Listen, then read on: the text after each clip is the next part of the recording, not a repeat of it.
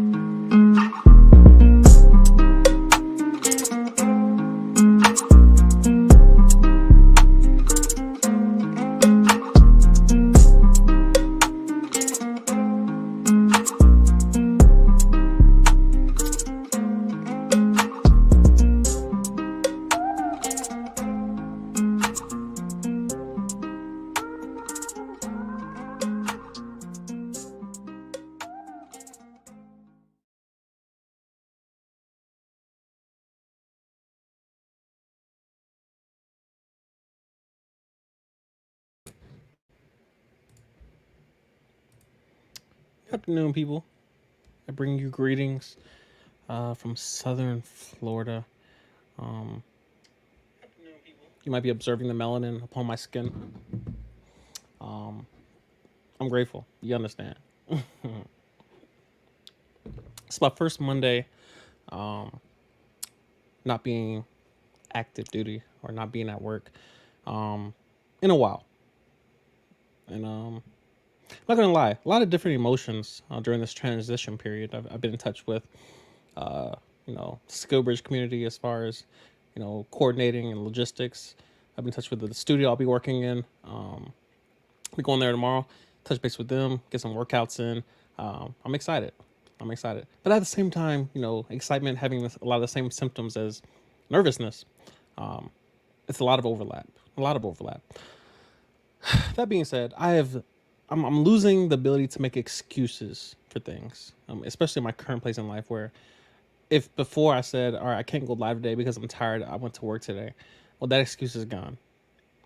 If the excuse was I'm in Alaska and I'm depressed and so I don't want to do anything productive, that excuse is gone. I live where I want to live. I'm in a city that I want to be in, that I chose to be in. I went to the ocean this morning and I listened to the waves sing their song. You understand? I worked out this morning. Like I just cooked 2 steaks on the grill and devoured them. And took my fill. I'm sipping on coffee. You understand? If I were just trying to make a list of things I'm complaining about, or things that are not in my control, or things I'm upset about, I don't have much to go on. Shout out Lee Attorney in the chat. Shout out everybody joining the stream. Lee Attorney, bro, I've been watching you from a distance, bro. Y'all making moves. I'm in Southern Florida too. Just signed a lease to my apartment. New beginnings. Shout out to Lee Attorney. Um, there's a movement. There's a movement taking place. Um, that I don't think. I feel like it's historical in nature. Um, Not only because of the current economy and what have you, and just everything from COVID to the ongoing saga that is Russia and Ukraine, um, but people are just tired of tradition. Tradition. Um, Lee Attorney, he's in a much different place in life than I am. He's retired. He's post a 20-year career in the career field he chose. Um, I'm just now leaving a single contract in the Air Force. Much different place in life, and so from as we're both YouTubers, what have you, but it's something that I strive for, as far as having people in my life that I'm able to watch them do things and keep proper perspective, understanding. All right, they're this many years ahead of me in terms of a given timeline. Now, it's not set in stone because we have 20-year-old billionaires, we have 50-year-old homeless people. So there's no correlation between age and wisdom. There's correlation between age and experience, and experience is a very inefficient way of learning. So, shout out to Lee Attorney. I'm looking forward to that collab. That should be coming in the coming weeks. Did a collab last night with another YouTuber, so I got to edit that. But I did want to come on and just touch base with the people. I got a couple DMs, and being as long-winded as I am, I prefer the live streaming platform as it relates to responding and trying to be as thorough as possible. So, of course, live Q&A is a thing. But yeah, shout out to everybody tuning in. I'm not sure how long I'll be on. I don't really have unlimited time, but I don't really have anywhere to be, at least for right now, in the couple hours I have. But yeah, if you have any questions, any topics you want to talk about, anything you want to discuss, anything on your heart, anything on your mind, drop it in the chat, and we'll see what we get. Here's one question I received from a fellow subscriber and Instagrammer. Hello, Raymond. I came across a video of you on YouTube on advice for single parents. I'm 25 years old, and I've always wanted to serve. I had my daughter at 18, and she was the reason why I backed down many times. Marine recruiter was very discouraging when I was 19. Fast forward to me being 25 now, I still want to join to give her a better life as well as myself. I want stability as well as the benefits. I'm a single mom who has full legal and physical rights to my daughter. I have not spoken to a recruiter yet. I just have been doing research on it. Do you happen to know if me at the age that I am with my daughter would have a chance to still get in? So the short answer is yes. The short answer. So you use the right word, chance, probability, the percentage, of success or failure, what have you. That's always there as far as numbers are concerned. So a couple things you have to address, and this is in the podcast I did with the individual, the Security Forces single parent, Jasmine.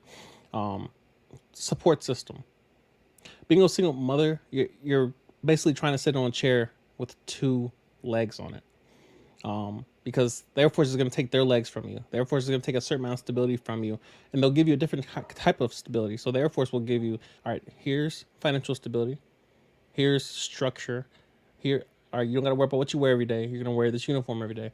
Where you live, don't worry about that. We'll tell you where to go, where to be. All we need you to do is show up breathing. We need to show up, in the right uniform at the right time, more or less healthy.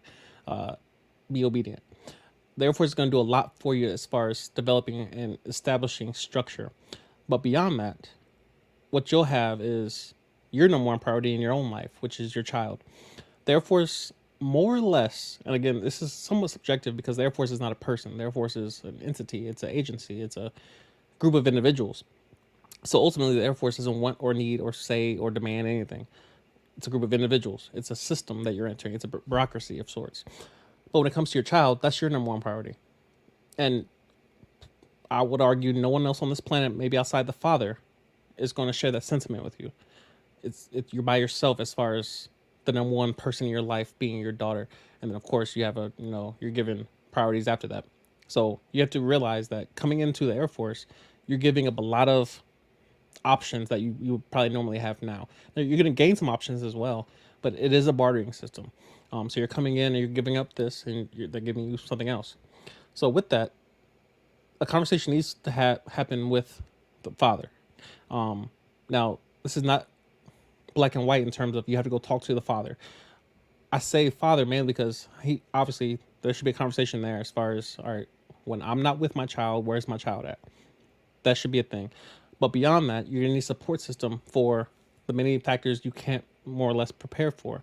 Deployments, and we might as well rewind back to the beginning. Basic training, you're not taking your child with you. So where's your child gonna be at? Tech school, you're not taking your child with you unless you have a tech school probably over 6 months. And that's still kind of relative depending on a lot of the rules and regulations concerning COVID, because we're not, at least the Air Force is not completely out the woods. Even though we're not wearing masks currently, we don't know where that's going. It could all change tomorrow, so that's something to be aware of. And then beyond that, yeah, deployments, TDYs, unaccompanied tours. You might get stationed in a place where you can't take your family with you. You can't take your daughter with you. So how do you plan for something like that, in regards to where's your daughter going to be at when you can't be there as that main or primary parent? So that needs to be established before you go. I'm not saying it has to be before the recruiter, but it needs to be established definitely before you go to basic training. Mainly because the recruiter is probably going to ask these same questions: Who's taking care of your daughter? Who has secondary custody, primary custody? Somebody needs to be in place to be responsible for your daughter while you're pursuing this career.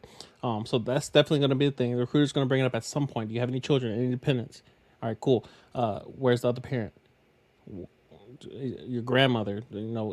Who is going to be responsible for this child when you can't be there? Because again, you're joining the military, and of course, depending on the branch, you mentioned the Marines. I would. You asked an Air Force YouTuber, so I would imagine the Air Force is an option for you. I would pursue the Air Force like it was your only option. I would. I would bet your entire existence that you're going to want to choose the Air Force over any other branch that you're considering. Mainly because we operate more or less as a corporation. We're probably the furthest away from a military branch as you can get. Mainly because we don't have infantry. We're not rifle first. We are specialists. And so they put you give an AFSC a career field, and then they train you to do that job. And of course, it may be more or less effective or more or less efficient. But that's your main primary duty. Like if I deployed, I'll be deploying to do finance in most cases. If I touch a gun, I will be surprised, just like everyone else would be surprised. Like, why does finance have a gun? Like, no, put it down and go calculate my TSP or something like. So it's definitely you definitely look at how a branch deploys before you join a branch, because you want to be prepared for those contingencies and have backups and what have you. So there's definitely a chance you can join. Now I don't know your medical history. I don't know your criminal history. I don't know your credit history. There's a lot of different things that the Air Force is going to ask you to address before you're able to join. And that's the purpose of MEPS, is to kind of just look at you on paper and dig through your history and find the skeletons. And like, oh, you killed someone in 2000. Why did you do that? Didn't we ask you not to kill people? And then when they find that, then of course you got to take that L. But yeah, MEPS is there to disqualify people. The recruiter's there to qualify you and do the initial screening. All right, take the ASVAB. It's a lot of admin work that the recruiter does, just kind of qualify you for the Air Force. Like, can you walk? Oh, you can? Okay, cool. I think you qualify more or less. And then MEPS goes there and says, all right, can you run? And you're like, well, just a little. Do your legs actually work? I know you can walk, but can you climb stairs? I'm like, no, I can't do that. I'm like, all right, well, don't worry about it. You go back over there. And the Marines might take you just because you're breathing. And you're like, ooh, ooh. And then Marines hand you a gun and some crayons and they say, go that way. And then they tell you to run in the woods and all that. So it's definitely different. Definitely different. But yeah, there's definitely a chance you could join. The Air Force will definitely give you stability. Stability is, and I've made a video on this. Stability is one of the reasons why I left the Air Force. Because, and I'm saying this now as someone who's transitioning out the Air Force, at least off active duty, is that there's something. It's kind of like a lullaby, a bedtime story, being tucked in. The Air Force kind of slowly rocks you to sleep to where you wake up 50 pounds heavier one day. You just like, what happened to me? I have anxiety now. What happened to me? And I've made videos about this of trying to prevent it, and then it happens to me, the person making the video about preventing it. So it's definitely a thing where stability can lull you to sleep, where you lose track of reality of how does my ambition truly translate to the real world? Because it's one thing to do it in the Air Force where I have a guaranteed check, and I'm ambitious on the side, part time, doing something cool. But when I have my time to myself, when I have a whole day and I wake up early, or do I sleep in, or ambition is truly tested when you have to swim. And I'm like, all right, there's no floaties now. Like, you're in the water, figure it out. So that's also why I'm live currently. Is like, all right, you have time.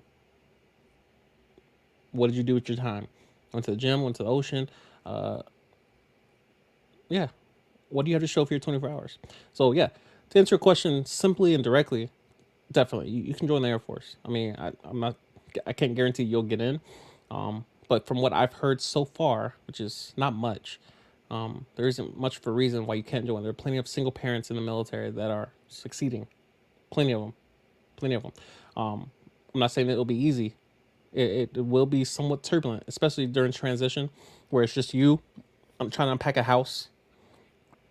I just got done moving myself. I moved from New Mexico to Florida. It took me, I think, about 2 days of driving total. Um, it wasn't easy, but I packed my car up. Like everything I own fit in my car. It wasn't turbulent. It wasn't stressful. It wasn't like, it took a ton of gas. Good Lord. Gas prices are just on 10. Good Lord. But beyond that, yeah, it wasn't difficult. But I didn't have a child who was hungry, who needed snacks, who needed diaper change, who was irritable, who was restless, car sick. I didn't have any of that to do with. It was just me. And so if I wanted to keep driving and I don't need to use the bathroom right now, or I use the bathroom on the side of the road, or it wasn't a ton of, foolishness and democratic, goings ons that I had to deal with. But of course, as a single parent, a lot more is put on your plate as far as what you have to deal with. A lot more variables to plan for and account for. So planning is going to be your number one. Planning. If you have any amount of time to do anything right, planning, having logistics set up, having support system around you, people that you can reach out to that can help you, is going to be difficult because the military is all over the place. Imagine being stationed in Germany and not having any support system that speaks your language, or that's on your same continent. It's going to be different. And so there are a lot of variables that you can't really plan for now, because you're just kind of looking through the window asking, is it cool over there? And I'm like, it's not on fire, but it's not going to be easy. I told my sister when she was planning on joining, and considering joining the Air Force, yeah, you're currently doing the job of two people. You're currently doing the job of a mother and father. It's going to be difficult to balance that whole, two-person job as one person, and then also be full-time active duty in the Air Force, because the Air Force is going to get theirs, and they're going to demand of you, all right, listen, we know you have a child, but we need you to serve, you understand? We need you to serve, you understand? And you're like, well, my child's sick. Somebody's gonna gotta negotiate.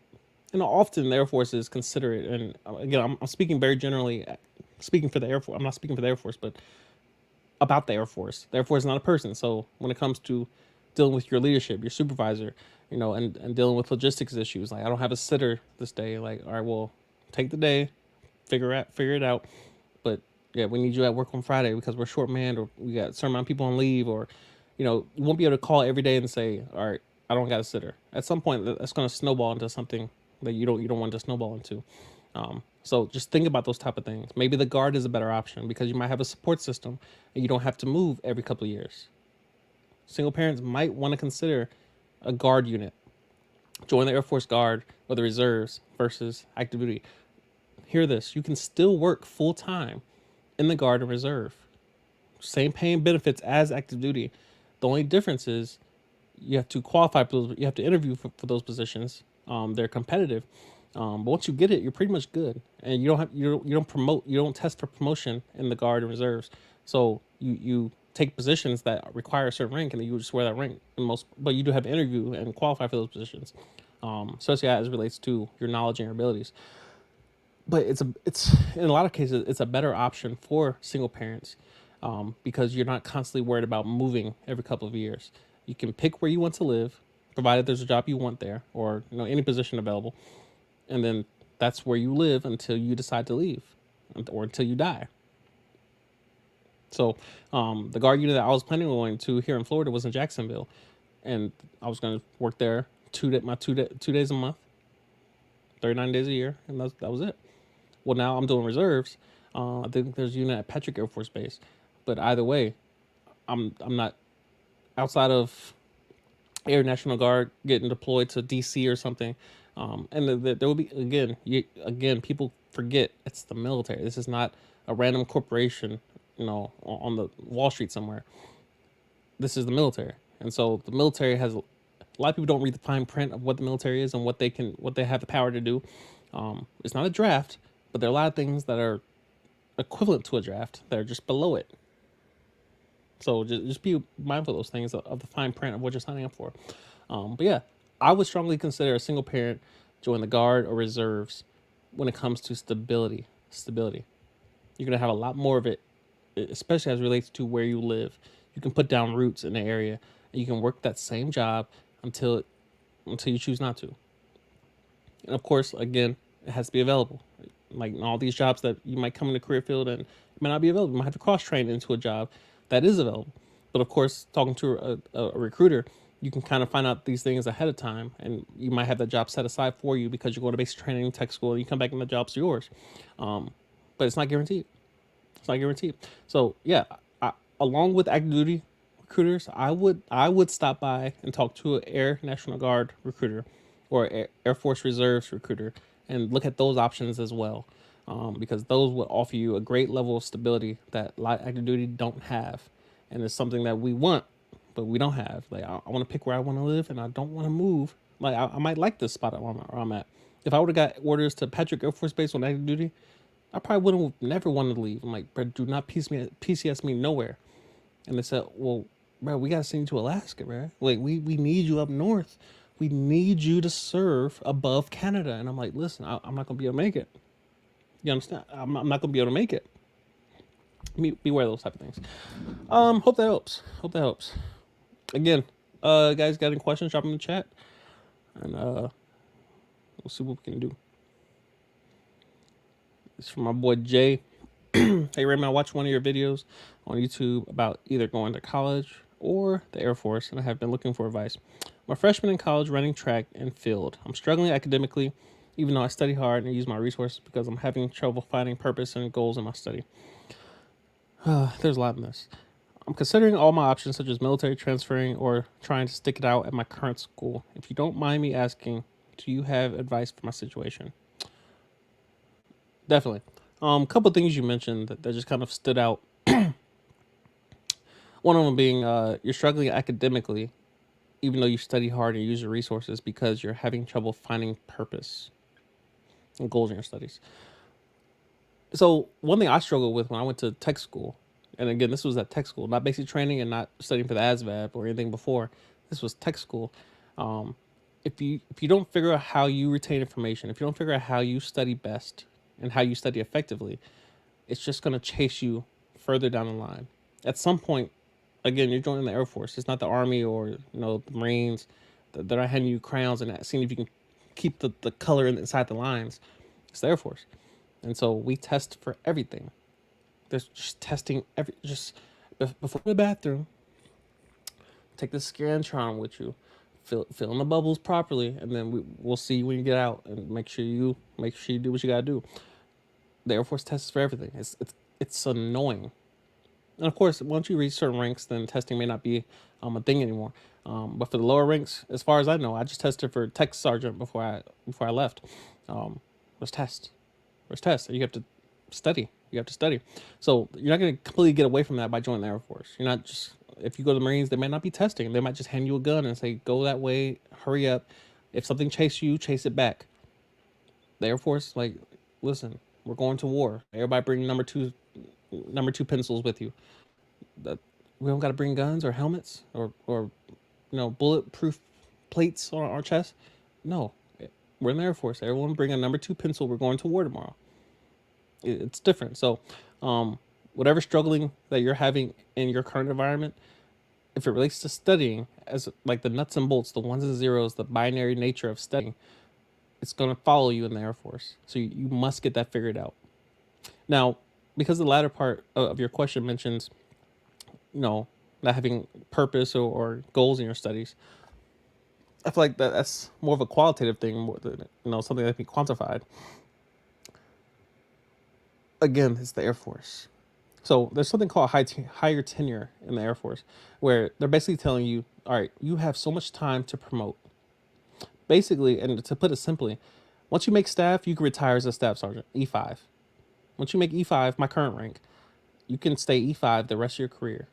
You can retire from the Air Force as an E5.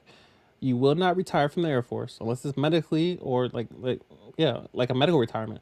You won't retire normally from the Air Force as an E4 or below, which means you must promote it to at least an E5.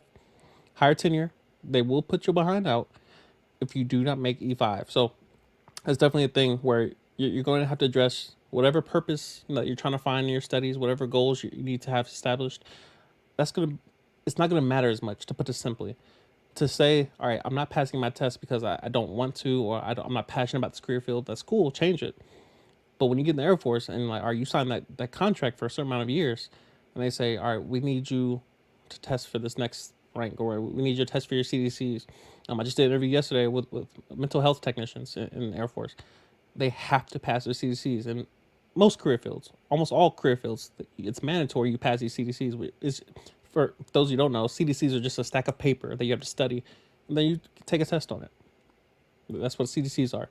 You get them when you first get to your base after tech school. So after tech school, you go to your first base, then you stack a paper and say, we're going to test you in 30 days. Good luck. You take those papers with you, and you figure out how to study. I personally made audiobooks out of those papers. So you guys know I've been waking up at 2:30 for the longest. I would get up at 2:30 a.m. and I would read out loud and record on my phone the audio. And then from that point on, once I've read through all of it, it'll take maybe 3 days to read through all of it audibly. And then, of course, it's full of sneezes and coughing and clearing my throat because it's 2:30 a.m. I'm drinking coffee and my sinuses on 10. But once I read through all of it once, I had an audiobook that I could just play on 1.5, 1.75 times the speed it up and just listen to it continuously in the car, on headphones, in the bathroom. I just play it out loud, and I'm actively studying throughout the day the way I normally retain information, which is passively. So a lot of things I learned from YouTube, premium or podcasting, it's passive. I listen to Lead Attorney. Shout out Lead Attorney in the chat. I listen to Lead Attorney passively. I listen to audio on YouTube Premium, and I just listen to them go off and tell the people about divorce court and how they gonna take your life. You better get that prenup. Make sure you got 2 different lawyers, and make sure both lawyers have a chance to look at it, and at least 6 months worth of time to prepare in advance. But yeah, you have to figure out the studying piece, and it's not going to be based off how you feel. Meaning, all right, you need purpose, or you need to feel like it.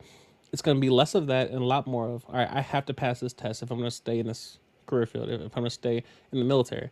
Basic training has a test at the end. If you don't pass it, well, actually, the Air Force has multiple tests. Like, you're going to have Walker progress checks where they see if you can follow simple directions. All right, your socks are a miss. No. Blues inspections, open ranks to check out your uniform, make sure you're not missing any ribbons or You're gonna have that. Then there's actual tests where they test you on everything you learned up here, like not physically, but up here they're gonna test you on everything you learned in basic training.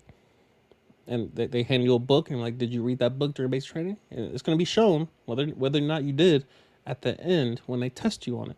And not many people fail it, but you could easily be one of those people that fail it by simply not studying or not wanting to study or not having purpose in the current moment or not feel like, I didn't feel like in the moment. They're going to find out whether or not you passed it. So yeah, there's testing everywhere. Again, the other test in basic training is PT test. You got to pass it, which means you got to participate in PT, which you won't have a choice in basic training, but it'll be easier in basic training if you prepare before you go to basic training. But again, a lot of that is going to be based on discipline, whether or not you're willing to do it. And a lot of people, use a lot of the same terminology you just used as far as, well, I'm struggling academically, not because I'm not trying, but because I just don't have purpose or I don't want to do it, or those excuses don't fly when it comes to, all right, how many times you going to fail these CDCs? Because the first time you fail, you might just get kind of a slap on the wrist. All right, go study again. Second time, you might be in front of the commander trying to explain why you deserve to stay in the Air Force. Definitely in tech school, you fail twice before you get reclassed, and they put you in a different career field. I'm like, all right, he couldn't pass this one. We're going to put him over here in this new career field. Or you couldn't pass that one. We gave you 2 different career fields. You couldn't pass either one. Don't worry about it. Give them civilian clothes. Send them back. Send them back. So it's something that you're definitely going to have to address. And I would practice addressing now. I'm not saying you need to stay in college, but I would definitely argue that you need to figure out why you're struggling academically. Because if you have all these resources surrounding you, you're going to have probably more resources in the Air Force. Doesn't mean you'll pass anything in the Air Force. You can be put out just as quickly in the Air Force being surrounded by resources. My biggest thing, I'm afraid of, I'll hit a tangent, but why not? My biggest thing when I was struggling in the Air Force mentally and struggling with anxiety and what have you is, did I use all of my resources? All of them. All of them. Is there any resource that I have not used yet as it relates to my struggling in my everyday life? I have to show up to work Monday through Friday, every day, no exceptions, unless it's a holiday or I'm on leave. If I don't show up to work, I'm AWOL. I go to jail, which means I'm required to be in this environment, which means if I have all these free resources around me, and I'm not using them, it's my fault I'm struggling every day. So yeah, make sure that you're exhausting, maximizing, taking advantage of every resource available to you. And there should be evidence that you're using them, which means you should not be struggling academically. If you're truly researching yourself and taking being self-aware of your current situation, you should know how you retain information. If you don't, that's something you need to discover. Before you try to take the ASVAB, you need to discover, how do I retain information? A series of questions is probably the best way to do it. Now obviously, everyone doesn't think like me, so I don't expect you to just, how do I retain information? And just kind of, it clicks. But just think about how you remember things. You got little kids that know all the rap lyrics. It's probably repetition, but it's also the music and the emotional attachment to the song that the child just picks up on it. It's something you have to discover. It might take some time. But if you read a book once and you remember page 3, second paragraph, exactly what it says, maybe, I don't know. I don't know enough about you to make that, that guess, educated guess. But that's something you're going to have to discover quickly, because the Air Force Tech School, it's not patient. It's not patient. Everything that you go through, especially when as relates to training, it's timed, and there's an expiration date, and there's money being spent. Which means, all right, we need you at this base by this time because you're replacing somebody. People like me, I'm leaving. Somebody needs to replace me. It just so happened that my friend from Andrews, I was stationed with, she's replacing me at Cannon. Whenever someone leaves, typically somebody replaces them, which means if you're in basic training, somebody's retiring, you're supposed to be taking somebody's spot. So you don't have unlimited time to get through tech school. Like, you can stay in college for 10 years, no diploma. They'll just keep taking your money. They'll keep just, all right, here again. He here again. Ain't passed, keep failing his test. Cool. Let's keep taking the money. Yeah, yes, you can room on board, of course. Tuition though, take care of that. The Air Force, they will put you out because they're paying you to be there. And that's the difference between Air Force Tech School and college, is that they're paying you to study. They're paying you to learn this information so they can get you out and get you to your first base so you can be productive, you can be effective. They can't have you in there just repeating this. I can't figure it out. I can't figure it out. They will put you out the military. So it's something you definitely need to be aware of. I don't think you mentioned your age anywhere in here. You're freshman in college, so I would imagine you're younger. College running track team. This is crazy. College running track team. This is crazy. Are we back?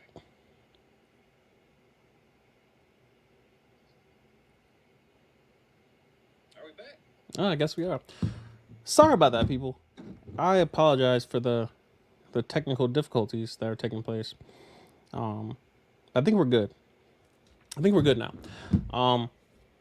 But yeah, just in regards to, you said you're on the college team and what have you. You would think that that would be a driving force for you as far as having the passion to do well, especially as relates to the extracurriculars. It's unfortunate that that's not enough, but maybe that's just not where you want to be at. There's nothing wrong with that. It's not a requirement for you to go to college. There's a lot of propaganda out there and a lot of belief system in general. Appreciate you live it, where it's constantly taught that in order to be successful you have to go to college, and there is a level of truth to that, because when you, as it relates to the STEM fields, it's kind of hard to miss if you go into the STEM, science, engineering, math, or the medical field rather, engineering, technology. It's kind of hard to miss with those. But a lot of people are choosing, gender studies, which is fine if that's what you want to study and spend $1,000 on. Which you can probably watch a YouTube video. There's a whole channel probably dedicated to gender studies alone. You could probably go study that. The humanities something, basket weaving. You could probably go study that on YouTube, and for free. But again, to go to an institution and pay them tens of thousands of dollars, of course, there are not many jobs that are just waiting and hoping. Like, I hope somebody's studying this in college so I can hire them. It's probably not going to be a thing. So you definitely want to be aware of that. But yeah, let me just see if I missed anything from your question.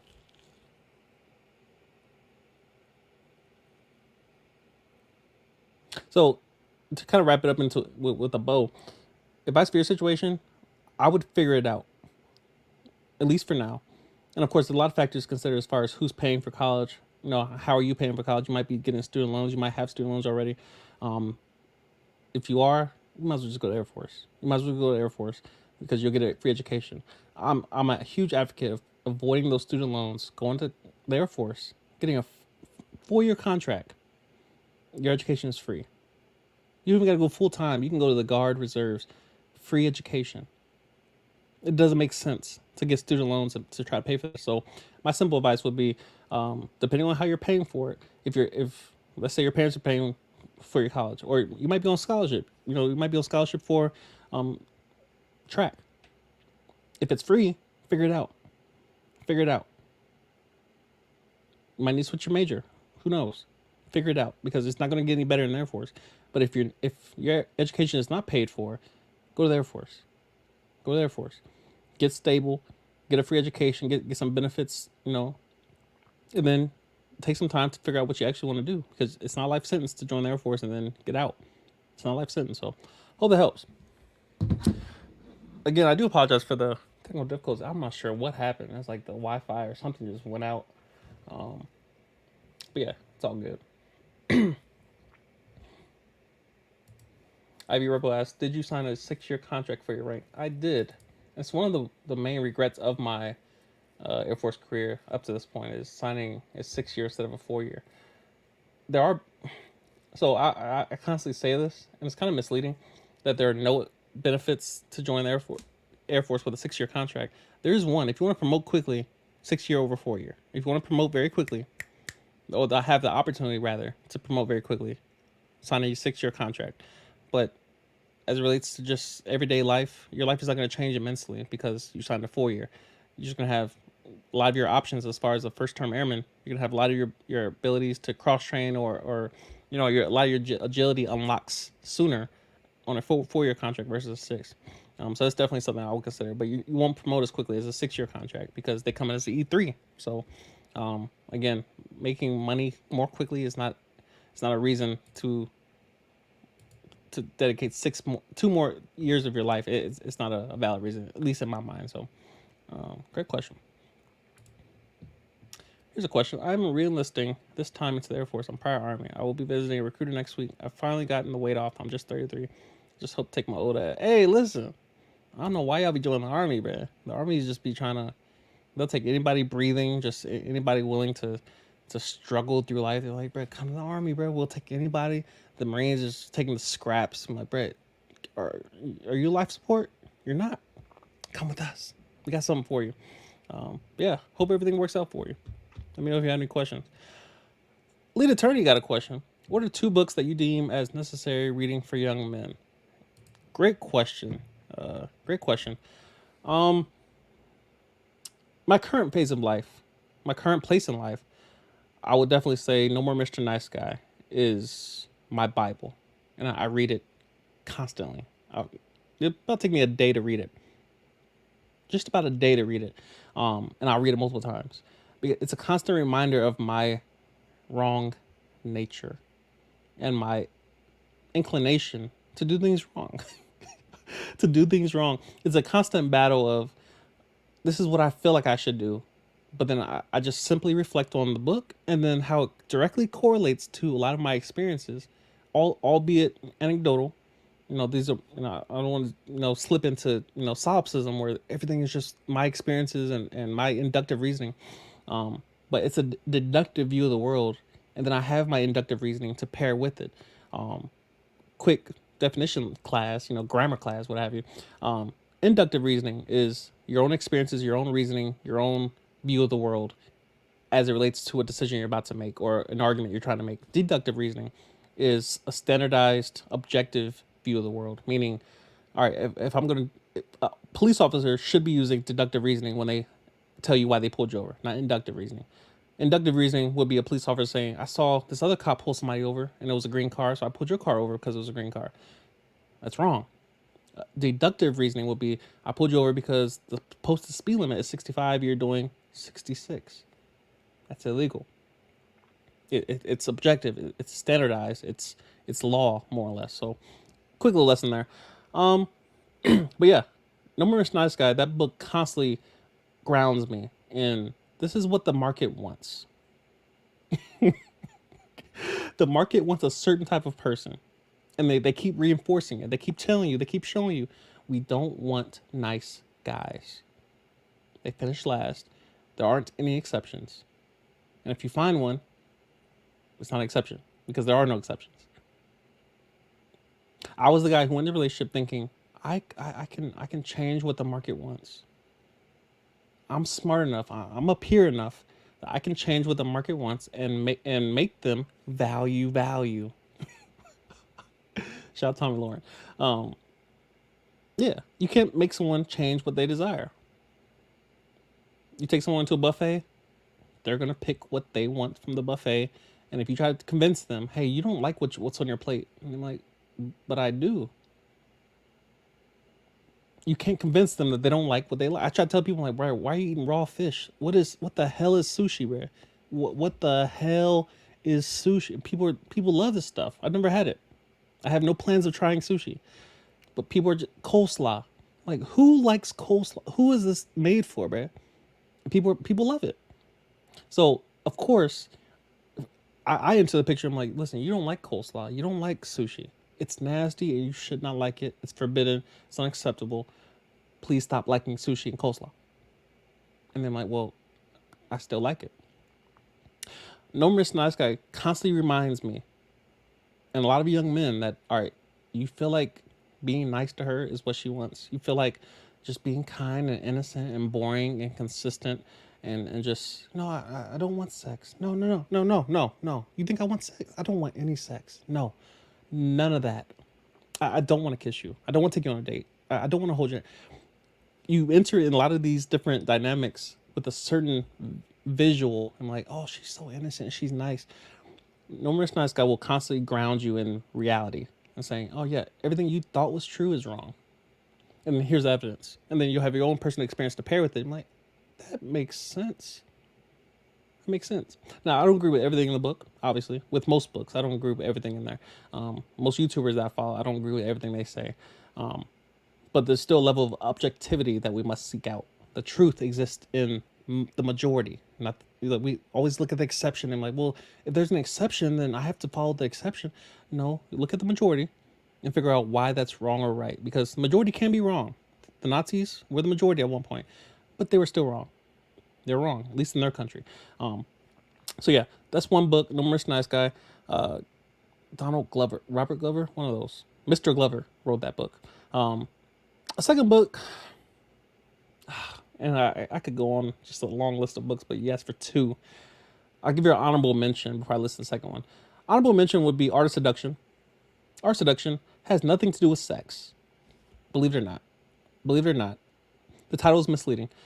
Art of Seduction has nothing to do with sex. It has to do with how the mind thinks. Why we make certain decisions based on stimuli. It's the most intriguing book in the world. It tells stories. Cleopatra, Mark Antony, Julius Caesar. What was history would argue that she was even the most beautiful woman in history, but yet she found her way to seduce Julius Caesar, Mark Antony. How she do it if she was the most beautiful? I'm sure he was surrounded by beautiful women. He was the most powerful man in Egypt. How did she capture his mind? Because marketing, branding, commercials, jingles, there's a reason why we say Kleenex and not tissue paper. Branding, marketing. It's honestly a business book. It's a dope book. Who wrote that? Robert Greene. Amazing book. Amazing book. I read that several times a year as well. You guys probably notice I read probably the same handful of books over and over again because you never get all of it. It's concentrated information. You can't take it all in at once. It's like trying to drink lemon juice straight from the bottle. I'm like, man, it's sour. It's too much. It's too strong. It's too concentrated. Water it down a little bit and put some sugar in that junk. I can digest it. That's like reading a book. It's too much to take all in at once. You have to just read it and then go back and read it again. So yeah, the honorable mention will be Art of Seduction. But the third book, I would say Rational Male. The Rational Male, Rollo Tomasi. Again, I don't agree with everything in there. And it's not like people are asking my opinion, unless they come to my channel and ask me my specific opinion about the Rational Male. But yeah, in most cases, it's a great guide for young men entering the marketplace, the dating marketplace, the sexual marketplace, all these different, metaphors that you might be able to use. But it's a great blueprint for entering manhood. It's a great blueprint.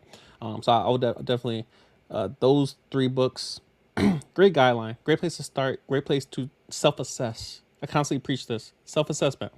There's no reason that we should start off pointing fingers about why our life is not the way we want it to be. I'm in a very unstable position right now where I'm transitioning from the Air Force to the civilian world. It's not a very exciting process. It's a very uncertain process. Not everything is in concrete. A lot of things are. I have a lot of pillars in my life. I have a great support system, a lot of great people around me, but it's just uncertain. A lot of things I'm just not used to seeing, and it's been a minute. It's been 6 years since I've just been around civilians nonstop. I spend most of my time around military people. So these three books, Art Seduction, Rational Male, and Numerous Nice Guy, is a great way to help you transition into, this is how I was raised to think. It might be right, it might be wrong. Here are just three books, and reading these three books might help me view the world the way it actually is. Not on subjective plane, but objectively, this is how the world is, and this is how people operate, this is how people think. If I want something, this is how if I want groceries, I don't go to a mattress store. I go to a grocery store. This book helps you realize mattress stores don't sell groceries. If I want to buy groceries, I go grocery store. Great question. Got a super chat. Shout out to Mufasa. I appreciate you. Appreciate the support. It's love. Hey, Lead attorney. So quick plug on the way lead attorney. By the way, if you guys are not following lead attorney, go check his channel out.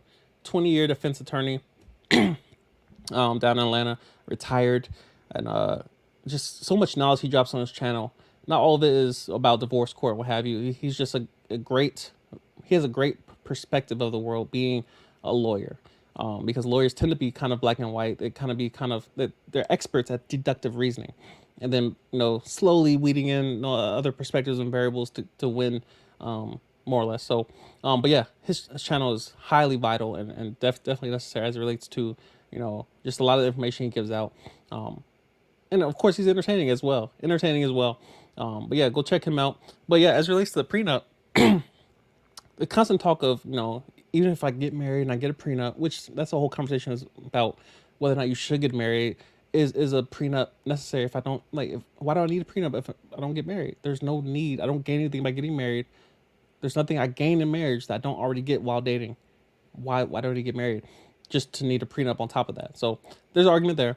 But as it relates to prenups, let's say you do want to get married. Let's say you are getting married. Let's say you don't even have millions. You have your income. How does a proper prenup get held up in court? Well, and again, I'm not gonna blow it up completely or go into too much detail. Not that I can anyway. But as it relates to having a properly drafted prenup, it should be done by a lawyer, not on a napkin, not by someone. Well, I was on the toilet and I just had a thought, so I sent a text to her, and then she signed. She wrote back and said, "I signed this officially prenup over text," and it was 2 days before the wedding. Of course, it's going to get thrown out. The constant arguing over why prenups get thrown out, if they're not properly drafted by a lawyer, you should expect that they get thrown out. During deposition, maybe have a video camera rolling, but you need lawyers. You need lawyers because you're going to deal with the lawyer during divorce. if the lawyer's there during divorce, then maybe the lawyer should be there before the marriage. That's just simple logic to me. If a lawyer and a judge is involved after the marriage, why not get those same individuals involved before the marriage? It just makes sense. So, to put it simply, a lawyer should draft a prenup. A lawyer. Obviously, you guys sit down and collab on it and what you want in, what you don't want in there. And then you send the document over to the person you're about to marry, male or female. Send the document over to their lawyer. They should have their own lawyer. They look over the document. They make some notes on it. All right, I agree to that. Don't want that in there. And then they send it back to the lawyer. And you guys keep doing that until you find something you agree on. Once you all find something to agree on, and it should be at a minimum 6 months before the wedding. They should be getting this a week before the wedding. You don't want to put anyone under duress as it relates to, I signed this and I wasn't ready and I didn't have time to look over it. I didn't have time to get a lawyer. No, we're going to have 6 months to a year if someone has enough time to review this document. And then we move forward. So that's the short version, at least what I deduced from a lot of the game that lead attorney puts people on. So yeah, if you're considering marriage, if you and again, a lot of the myths associated with prenups that you need to be rich to have a prenup. No, no, no. So just be mindful of those type of things. But yeah, shout out to lead attorney for constantly, showing the world that there are good lawyers out here trying to show love and what have you. What else we got? What do you think about someone whose prior service Navy joined the Air Force? Do you know anyone who's transferred to the Air Force? I know so many people that have transferred to the Air Force. It's almost like the retirement community of active duty is that people come from every other branch to come to the Air Force. I've heard of people leaving the Air Force to go to the Army or the Marine, they always regret it. Because first of all, you got to go back to basic training. You got to start over because the Air Force apparently wasn't sufficient enough, which is cool. But yeah, going from Navy to Air Force, it's probably going to be quite a bit similar to where you're currently at. It will be different. There are a lot of things that we just don't do. We don't deploy to ships. God forbid, you won't catch me on a ship. We don't deploy to ships. And not everyone in the Air Force flies planes. So a lot of our positions, if not most, if not all, are land-based. We're pretty much land or air. There's really no in between. So that's definitely one major difference. But yeah, as far as going Navy to Air Force, yeah, I don't really see a big issue with that. I would say it's probably going to be. I don't think you'd be changing much in your everyday life. I don't think much of it's going to change because we use a lot of the same systems. A lot of our foundation is the same as any other branch. We're just the little sister, the little brother with less strict parents, parental guidelines. We grew up in the same household, brother and sister, but our parents let us get away with everything. And the other branches who have been established a lot longer, they constantly, no, you can't wear makeup, you can't go to dance, you can't have a girlfriend over. Whereas the little brother, little sister gets away with everything. That's kind of the dynamic of the Air Force. So, yeah, it's really not that big of a deal. But there are plenty of people that do it. I'm not even sure where to get started with the paperwork, but I would imagine a recruiter would be involved. AFPC, well, at least that's the Air Force equivalent. But yeah, I would definitely look into it if that's something that interests you. A couple more questions.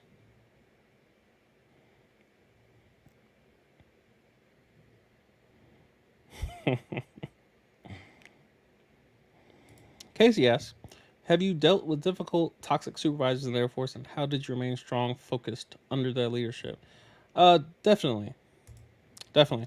Um, One caveat I always throw in there, and I have to because I pride myself on being objective, the objective voice of YouTube, if you will. Um, Something that has to be talked about along with toxic leadership, supervisors, and what have you, is toxic followership as well. Um, Whenever you see a viral video of Karens and things of that nature, we we we rarely get the full picture. And I'm not saying that Karens aren't wrong when they take their spot in the limelight.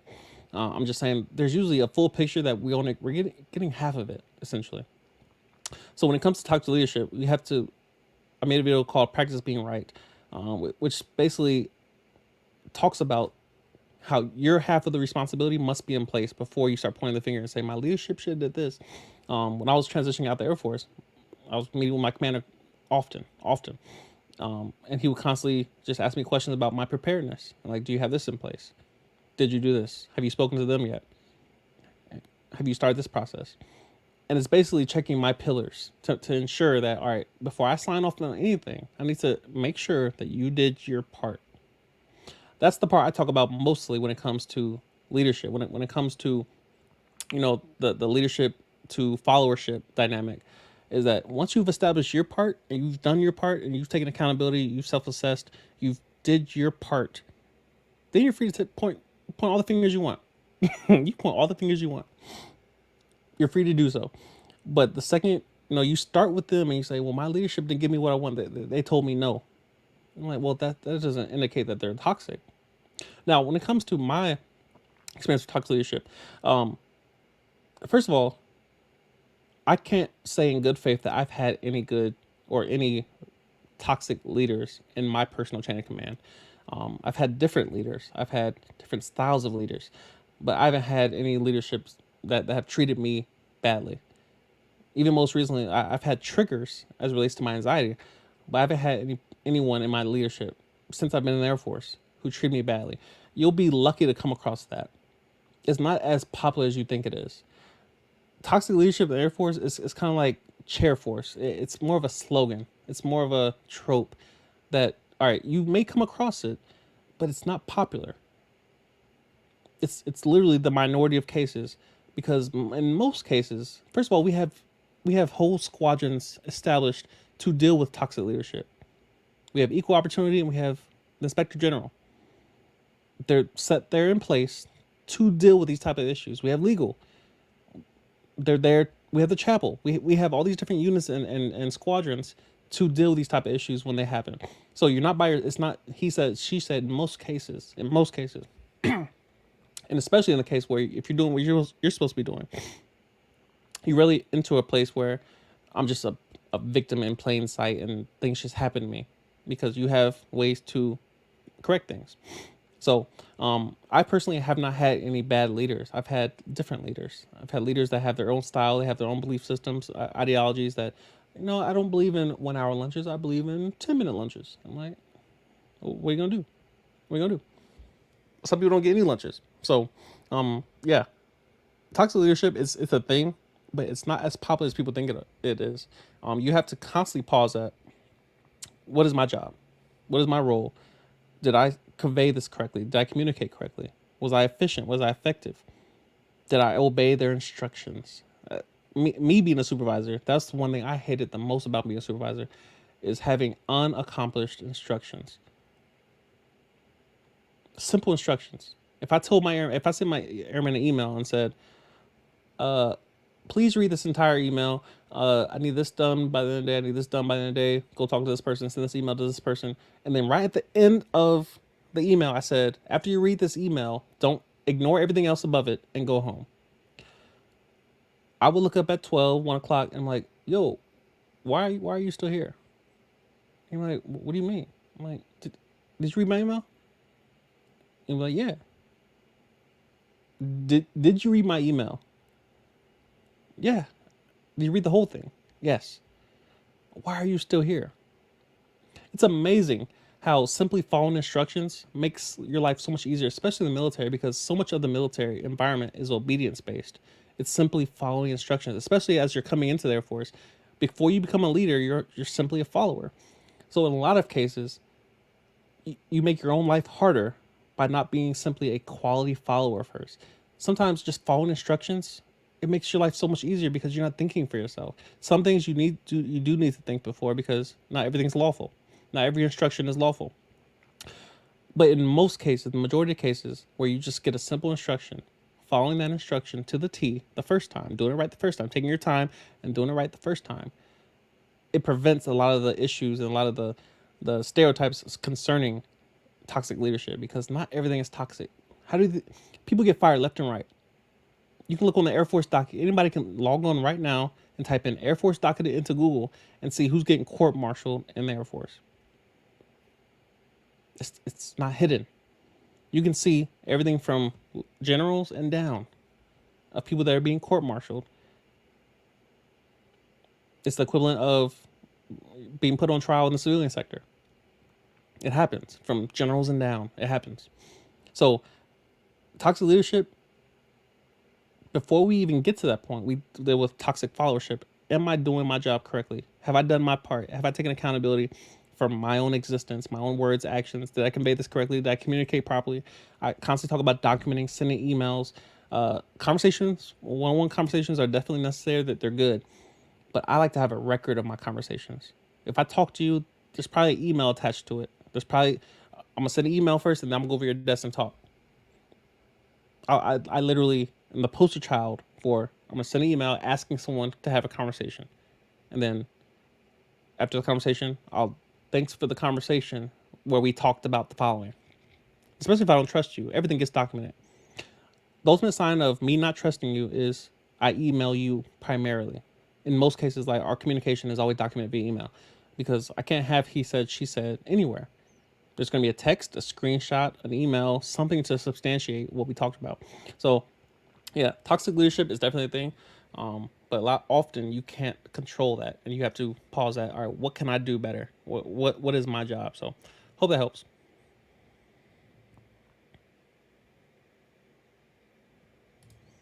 Kashmir West says, can you touch on cyber jobs in the Air Force schedule, pros and cons?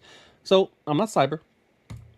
I do plan on, I'll look into trying to get a cyber professional on here. I know quite a few, actually.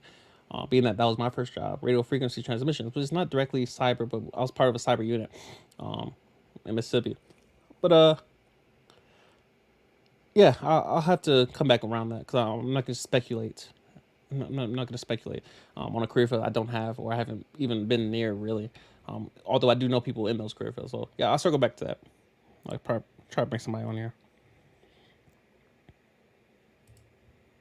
The attorney, I know you have just moved, but have you thought about the destination of your next road trip? That's a good question. So, full disclosure, I've covered so much of Florida that most of the areas that I haven't been to are north of me. I've been to Miami countless times. I've been to West Palm. I've been to Fort Lauderdale. I've been to Daytona. Been to Key West. The whole Florida Keys. The only places I haven't been are like Tampa, Jacksonville, places north of me, essentially. So I don't really have any road trips planned, mainly because I like where I live. For me, road trips have always been an escape of, like, you know, I don't like where I'm at, so I need to go somewhere else and pursue the greatness of that other place. You know, constantly looking over the fence. But I like where I live. I have the ocean right down the street. Um, so yeah, it's a bit different now, my current situation, because you know the last 5 years or so on active duty, I didn't really have a choice of where I lived, even though DC was a great assignment. So I did a lot of road trips from DC, went to New York, went to Philly, you know, surrounding areas. But yeah, road tripping usually is a it's escape. It's proof of or evidence of discomfort for me. But probably my next road trip will honestly probably be Miami. To keep it a buck, just because I love that city. I always gain so much inspiration from just seeing people be great, fresh and fit down there. I know Kevin Samuels will be down there. I know Lee Turner. You probably were down there around there as well. But just kind of seeing how YouTube manifests in real life. But then also just kind of setting goals for myself, and you see all the fancy cars and what have you. And not everything is materialism for me, but a big portion of it is because everything costs money. Even happiness can be bought. There's a price for happiness. So Miami would probably be a thing where I go down there and just kind of look around. Um, I just enjoy the environment. I thoroughly enjoy the environment in Miami. Um, it's just a beautiful place. I mean, luckily now I live in a beautiful place. I'm only like what 2 hours from Miami, where I currently sit, something like that, like 200 miles. Actually, I don't even think it's that far. But yeah, Miami is definitely is what I remember the first time I went to Miami, and I was just so stoked. I had this dusty camera. I was like, bro, I'm down here. But yeah, Miami will probably be the next road trip I end up taking, just because it's one of my favorite places. So, great question.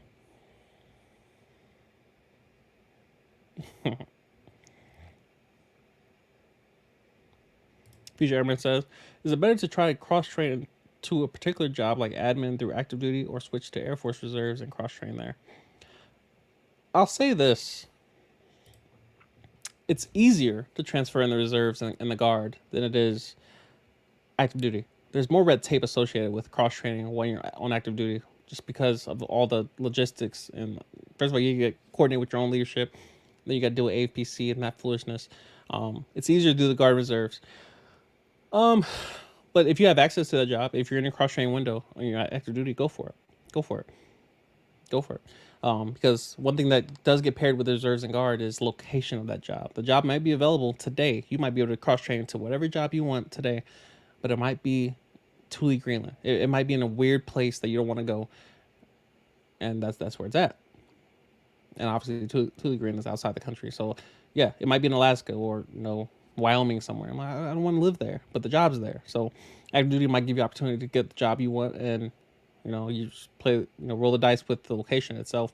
But the Air Force Reserves and Guard, it's almost there's a requirement that that job be available, and then the location is just all right. It's cut up for grabs. So, my advice, whichever one's available. I mean, the right time is now for whatever you're trying to do. Is something I had to make peace with. Is there's never a perfect time to do something. If I want to do something, just do it now. Just do it now. Like I can plan as best I can, but then once you just set the destination, just go. Just go. Figure it out along the way. Try the best you can to prepare before you do, but yeah, don't waste so much time contemplating. Pick something. Pick something. So that's also the phase I'm in. Is just kind of picking something. Picking something. It's not that deep. It's not that deep. What else we got?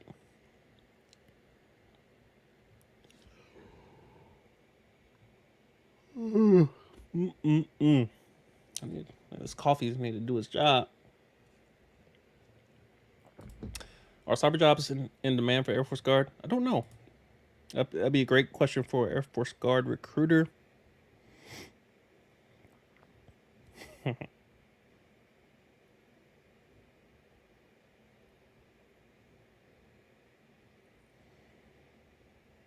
By the way, if there's 17 of you watching, if you don't mind, if you will be so willing to just ever so slightly tap the like button, I will be forever grateful. I don't really ask for that a lot because it's just most people like.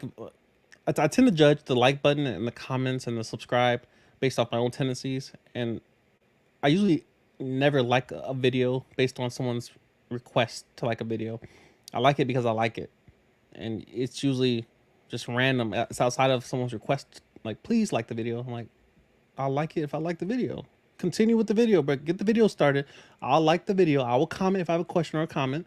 I will subscribe if I want to see more of your content. It's usually how it works, but I don't mind asking here and there. I'm like, 17 people watching. Might as well ask.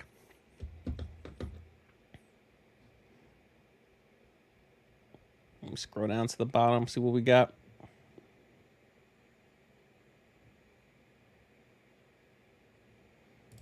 This is interesting. So, yeah. Well, this is actually the person that asked the question. So yeah, yeah. We'll skip that. The answer's in the beginning.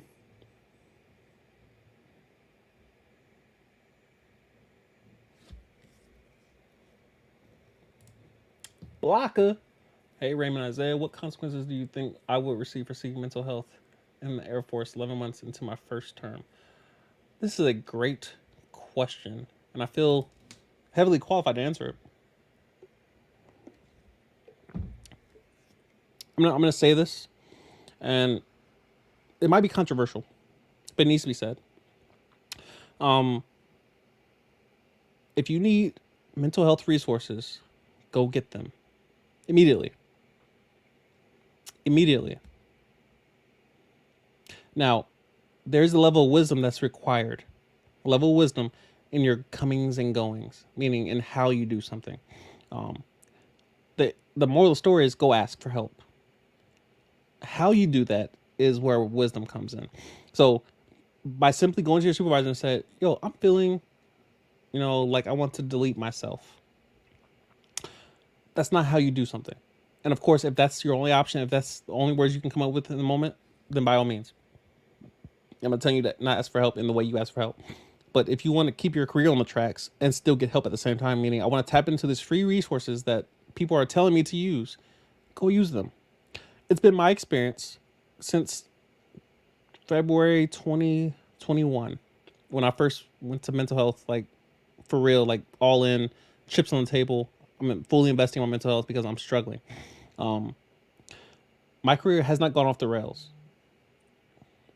I've not lost anything. Now, there are parameters, there are limits to what you can do while you're getting help, which is the biggest thing that most people don't think about. Is that, all right, if I go to mental health and I say, yo, I'm struggling with anxiety, I'm struggling with depression, I need help. All right, the last thing they're going to do is hand you a gun and send you overseas while you're getting help. So there will be things such as like being put on a profile that has an expiration date. Keep it in mind, I'm on a profile right now. I'm on a profile, mental health profile right now. It expires April 4th. So it's not permanent. The profile is there to protect you and everyone around you, which means, let's say you're in the Army or the Marines or something, and your main job is infantry. All right, if you're dealing with mental health stuff, they're probably not going to send you out there on the front lines to protect someone else's six. It's counterproductive. So me being put on a profile, it limits me from deployments, TDYs. That's pretty much it. Not to be confused with the control roster, which limits you from everything. The control roster is negative. Control roster is, we don't trust you outside of this office. You won't TDY, you won't PCS, you won't deploy, you won't do nothing that isn't just your regular job. You come to work, you on time, you leave on time. A control roster is negative and it's meant to punish you. A profile is meant to limit you for your own safety and the safety of others. So keep that in mind, that going to mental health, it may put you on a profile, but it's not a control roster. You're still be able to PCS. I'm doing a skill bridge program while I'm on profile. It's a matter of communication. That's the biggest piece. I'm telling you, listen, when you're dealing with mental health issues, the biggest asset to you is communication, which means you need to be talking to people. People have resources available to them. There's options. There's options available to you, especially in a military environment, that most people just don't ask. And they spend most of their time, just struggling, trying to make it through a week, a day at a time. If I can make it to lunch, post lunch, can I make it to Wednesday? Can I make it? Oh, it's Thursday. And you spend all this time struggling. When if you just ask for help, there might be other options available to you. And there definitely are other options available to you. I'm still active duty, but I live in Florida. I'm assigned to Cannon Air Force Base, but I live in Florida. I went to the beach this morning. It's Monday. I'm learning a job that isn't Air Force related, but I'm getting paid by the Air Force to do this other program. This program is available to everyone. It's a crazy valuable transition from the Air Force to the civilian sector that a lot of people just don't know exists because they don't ask. And that's why I love making these type of videos of, you know, being able to provide value to people. And they may not have the question available to them, but that's why I have playlists. I have my short clips playlist, which is just about anything that's just not a full hour-long video. But then I have my Air Force library video, which you can just scroll through there, and it's just topics from live streams that are just chopped up for those who don't have time to watch an hour long, 2 hour long live stream. So mental health is definitely valuable, but you have to use them. You have to ask, and you can't be afraid of the immediate response that you might get from your leadership, because your leadership has to know, but it won't negatively affect you, and it can't negatively affect you as it relates to your career. But you do have to be mindful of the words you choose. You have to be mindful of the words you choose. You can't just, it's kind of like going to an airport. If you say bomb the first time you go to the airport, you won't be back in the airport. You can't do it. There's freedom of speech, there's liberty of speech, but there's limits. And so you're free to say what you want, but the consequences will help you. Will help you. So when it comes to seeking mental health, assistance, ask, ask. You're doing well by asking. You're talking to me. You're asking. Don't be afraid of, there really are no long-term effects of seeking mental health as far as your career is concerned. Now, there's such thing as a med board, medical retirement, essentially, which is usually for the more severe situations. All right, when I can't do my job in the Air Force. I'm a danger to myself. I'm a danger to others in the Air Force. There may become a situation where, all right, it's best for you to be removed from the Air Force. We'll retire you. We're going to pay you the rest of your life to go do something else. But it's not as popular as you think it is, because I'm not being medically retired, and I deal with anxiety and depression. I'm not being medically retired. So, yeah, go get help. Go get help. Use your resources. They're there for a reason. They're there for a reason. So, hope that helps. That was a good question.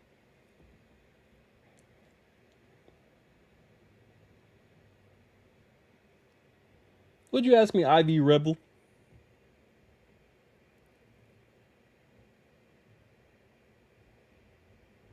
Yeah, I see a lot of comments, but I'll keep scrolling. I did not join the Air Force with a degree. I don't have a degree to my name. I am self-taught, you understand?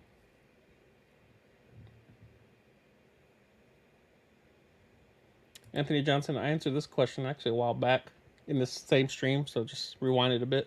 You should find it somewhere in there. It'll be chopped up at some point. It'll be a clip that I'll post. What else we got? Would you say it's wise for aspiring officers to enlist first, or should they commission as soon as they're able to? That's a good question. We receive caffeine first. We are blessed that not all drugs are illegal. The only advantage that I can see from going enlisted first is having the perspective of the enlisted to enhance your ability to lead as an officer. But that's really it. That's really it. Now, you can get that same perspective as an officer without having to go enlisted. A good analogy would be, it's a common one that I use. I know exactly what it's like to get a DUI without getting a DUI. I've never got a DUI. I don't have a DUI on my record, but I know what it's like to get one, because I can just simply ask people what it's like to get a DUI. Those who have got a DUI, I ask them, what's it like to get a DUI, and they tell me. So as an officer, you don't need to have been enlisted to know what it's like to be enlisted or the struggle of the enlisted. You can simply ask a question and receive from the horse's mouth what they're struggling with, what they need assistance with. And it's even better if those same people that you ask are candid with you and that they're honest. Making yourself approachable allows free communication, not disrespectful or breaking a protocol communication, but free communication in that they're willing to share with you the truth that you need to hear in order to make certain changes. My biggest issue with officers is the ones that ask you a question but don't really want to hear the answer, and then when you give them that answer, they like, oh, thank you for sharing with me. I just knew there was something that was wrong. Then they don't do anything with the information, and it'll be years before you. I'm like, all right, remember back when I first got here and I mentioned how we're using paper? There's a fax machine. Um, Pencils are being used. We have crayons on the desk. Do we plan on using computers at any given point? Oh yeah, fast computers, like not last year's, Dell i3. Like no. So yeah, there's really not much you gain from going listed first outside of real life perspective. That is through your own lens. Versus as an officer, you can simply be approachable, ask good questions, ask follow questions, listening, active listening. Um, by developing those traits in yourself, you gain the perspective of the enlisted without having to be them. So it's more efficient. It's more efficient to learn through listening and to asking questions and mentorship. As a new officer coming in, your mentorship comes from staff sergeants, tech sergeants, master sergeants, NCOs, senior NCOs.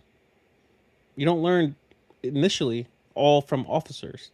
You learn from the enlisted NCO supervisors because they're the hands on the ground. They've been doing the job probably before, while you were in college, learning about getting your master's in business.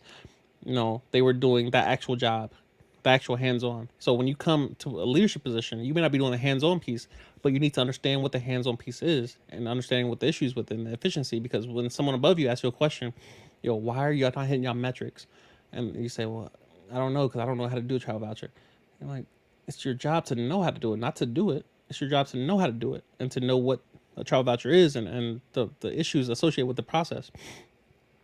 So yeah, developing a relationship with enlisted is not difficult, but it takes a willing understanding of human nature and how to build rapport and how to ask questions and how to build that relationship that's professional, but at the same time, you're there to help them. You're there to lead them. So you need to understand the plight of the enlisted without having to be enlisted. So hope that helps.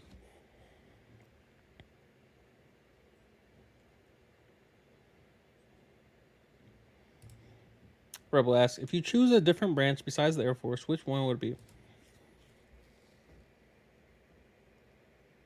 If I had to choose a branch that wasn't the Air Force, I think I made a video previously about how I would join the Marines, mainly because they're just the opposite side of the spectrum. I would probably choose, yeah, outside of the Space Force. Shout out Twitch. Who watching on Twitch, man? Um, Outside of the Space Force, I would probably join the Navy because of my love of vlogging, and this is a very vain reason of choosing the Navy, but because of so many different ports, beautiful locations that the Navy docks at, um, that you would just be exposed to so many different countries and ports that you would just have to dock in. You might have 12 hours in port, what have you. But yeah, I'll probably choose the Navy mainly because they're kind of also known as the intellectual branch. Like they're not like boots on the ground because they're on water. But also it's just yeah the I mean I wouldn't be excited about ships or aircraft carriers. Like I'm not trying to be the belly none of those things. Like keep me on land, you know, keep me on land. But if I was to be on a boat, they would have to port at some point. They would have to go into a dock at some point and like, Brett, y'all get off this boat for y'all got 48 hours, go do something. And I'll be out there just causing havoc in the populace with my cameras and what have you. So that might be a thing. But yeah, the Navy would probably be if I were to do a ranking system. Air Force would be number one. Number two would be Space Force. Number three would probably be Navy. Four, Marines. Five, Army. Six, Coast Guard. Yeah, anybody got time for that? Yeah, good question. Anybody join the dusty Coast Guard, right? Want to be doing fighting cartels and what have you. Keep losing my spot. Appreciate you asking, Nathan. I am well. I'm blessed. I'm well. Again, shout out to a viewer on Twitch. Shout out to you. I never really know how many viewers I get on there. I don't really track it. Like it doesn't. There's no algorithm on Twitch, so you just somebody stumbles across your live stream or something while it's taking place. It is what it is. But shout out to you watching on Twitch. Last question: how do I get a top secret clearance? Uh, I don't know. I do not know. It is expensive unless you're going through the military process, but they will ask you the color of your drawers. They ask you when's the last time you peed in bed. Do you flush every time? Do you wash your hands? We will be watching. What kind of brand soap you use. Like, it's a very invasive process before they hand over this information from the government. They're gonna ask you everything about yourself. So just be prepared for that type of thing if that's something you're interested in. Not every career field requires a top secret clearance, but it does get you paid on the outside, mainly because it's such an expensive process to go through to give someone a top secret. Mainly because so much legwork that goes into discovering who this person is that we're about to give access to possibly, potentially classified information. So that's something that happens consistently. Where they just pass it out to everybody, like, here, just take this information with you. So yeah, it's quite an invasive process, but if you can get through it, the polygraph and talking to your neighbors and remembering 10 addresses ago and all that, it's definitely a thing. So yeah, great question. Hey, Twitch in the house, bro. I see you, man. Appreciate you watching. Why are the gas prices so high? Due to something called inflation. Let's look up what is inflation. I don't want to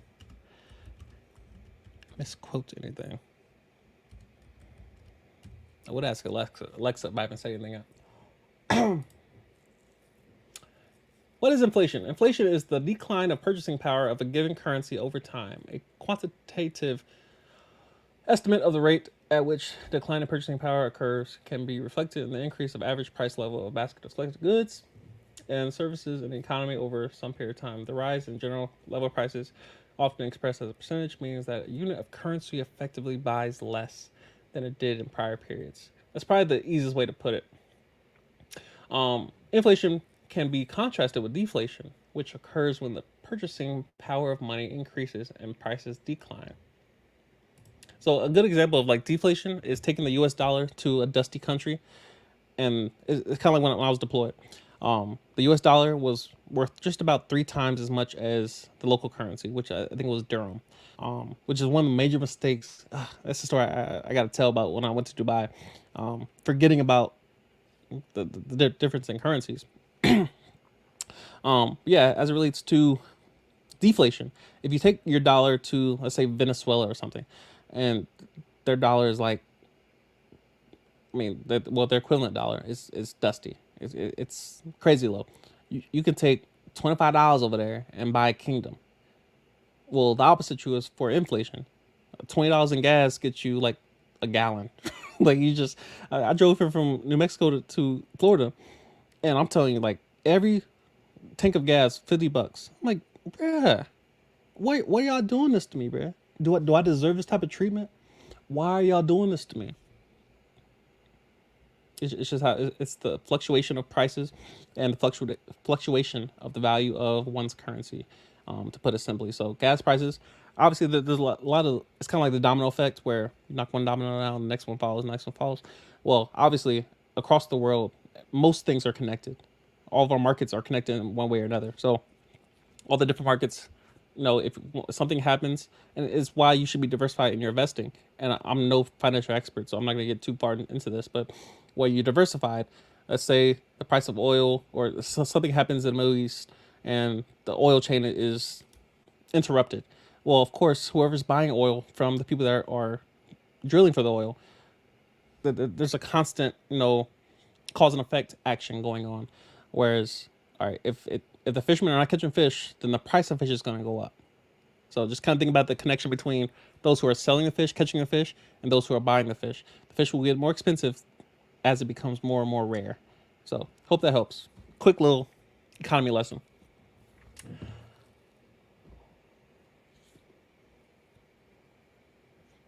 Jesus, 1 Russian ruble. Where you live at, man, on Twitch? Man, you got me curious now. Where does the person who watches on Twitch live? That I might gain insight into my analytics in this current place I'm in. Yeah, I need to get off here. I gotta edit the collab I did yesterday. Post that.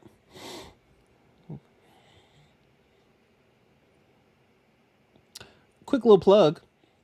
Links in the description if you want to request a video topic. Poland, what? I have a viewer in Poland. Interesting. How's life in Poland, man on Twitch? So yeah, plugs it in the description. If you want to request a video topic, buy me a coffee, any price, buy me a coffee.